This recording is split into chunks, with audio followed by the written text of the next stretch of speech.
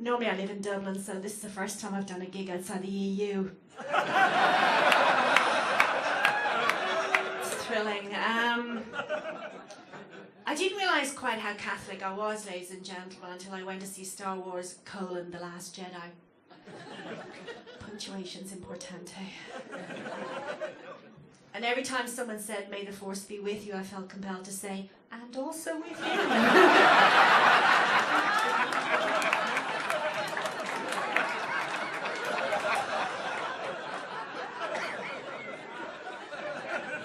Oh, I love Brighton. You're also middle class. I can smell the Joe Malone candles from here. Oh!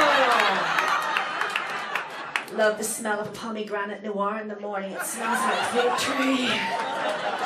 Look at you, look at you. God, even your urban foxes are fucking middle class. They won't even rip my bin bags open unless it's got an organic quinoa that's come from a gender-neutral, non-binary co-op in Bolivia. So middle class.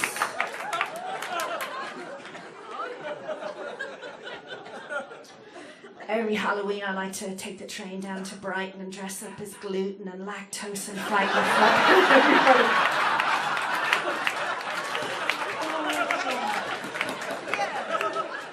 Because you're intolerant. See, it's wordplay. It's no jokes. There's a Marilyn Monroe quote. There's no segues, by the way. I can't be arsed to write them. There's a Marilyn Monroe quote I keep bouncing all over the place. It's all over Facebook and Twitter. And a lot of young girls have adopted this wrong personal life motto, which I find terrifying. And here's the quote. If you can handle me at my worst, then you don't deserve me at my best. If you can't handle me at my worst, then you don't deserve me at my best. Now you read that and you think to yourself, bitches be tripping.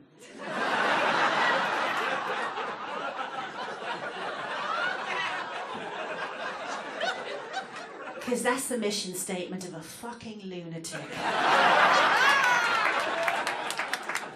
Because basically what you're saying is, I'm going to behave really, really badly, and you're going to have to put up with it because I'm a shiny golden princess, and the entire world revolves around me.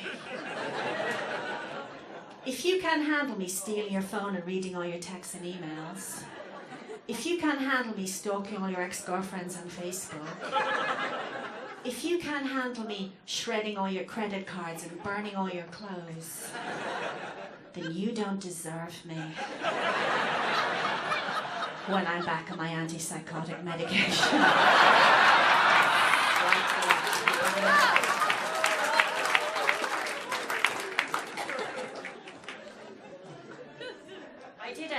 I did a comedy tour of Germany. I was there for about a month.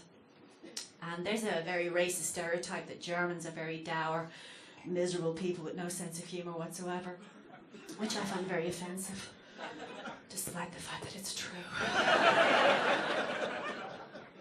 Isn't it terrible when a racist stereotype turns out to be true? Doesn't a part of your soul die? He's got a big dick and he can't swim. It's terrible, it's terrible. Because you think, well, he was Chinese, who's the fucking racist now? Because you think to yourself, well, if that racist stereotype, then maybe all of them are stereotypes, because, you know, cliches are cliches for a reason. I mean, I, for instance, am Irish. Does that mean that I'm doomed to be a high-functioning alcoholic poet?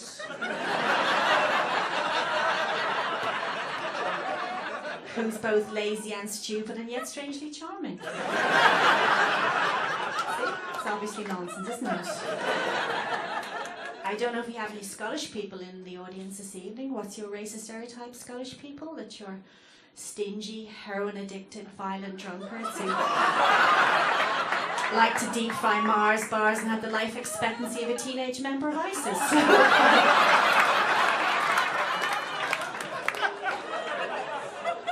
You would know a leafy green vegetable if it came in your face.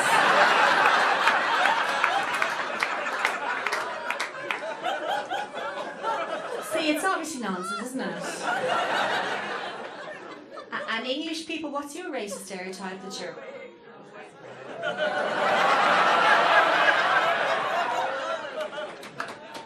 What's your racist stereotype that you're cold and friendly, status-obsessed snobs who think they're way better than everybody else.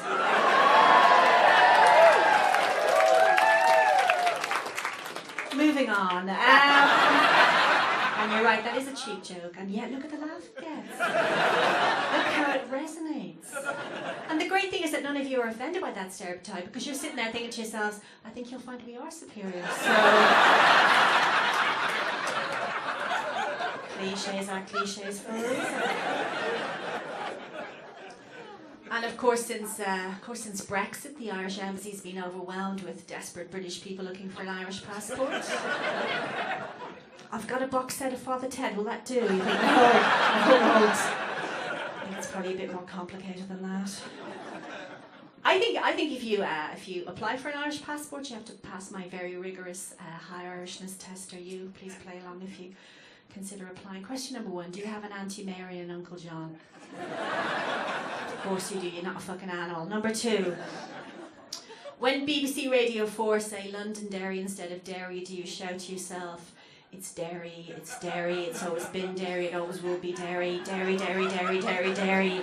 Unless, of course, you say Londonderry/Derry, thus acknowledging the presence of both sectarian communities. Even though you're completely alone in your own fucking car. And lastly, when Keith Lemon says to his Irish guests the words, potato, potato, potato, to have the irresistible urge to kick him in his racist fucking head. Now, for those of you unfamiliar with the work of Keith Lemon, it's a comedy for people who clap when the plane lands.